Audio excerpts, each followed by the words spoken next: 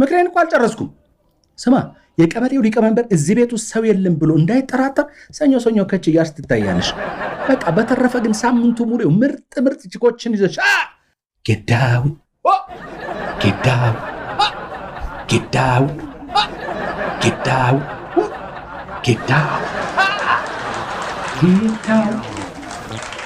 እንደው ምን ጉድ ነህ? የስምንተኛው ሺህ መድረስ ምልክቶች ላይ እነሆ አባት ልጁን ባልግ ይላል የሚል መጨመር አለበት።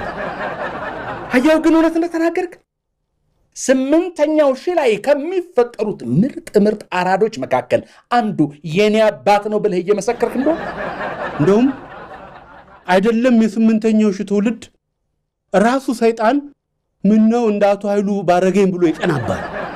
አዎ ምንም ይሄ የታወቀ ነው። ማን በኔ ማይቀናለ? ምን አለበት በቃ እንደ ማቱ ሳላ እድሜን 9999 አድርጎት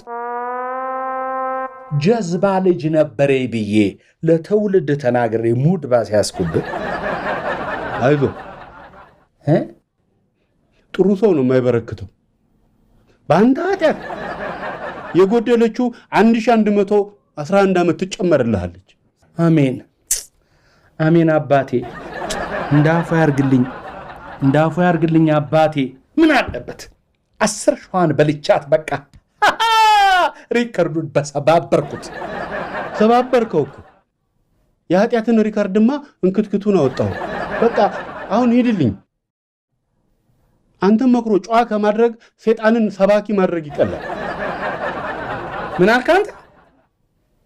አይደብርም እንዴ አንተ? ጓትላደ እንዴ ነለ ኢራናዛ ደሞ እንከባበር እንዴ አንተ ፋዘር መሆኔንማ አትርሳው እንጂ ሁለት ወደውንማ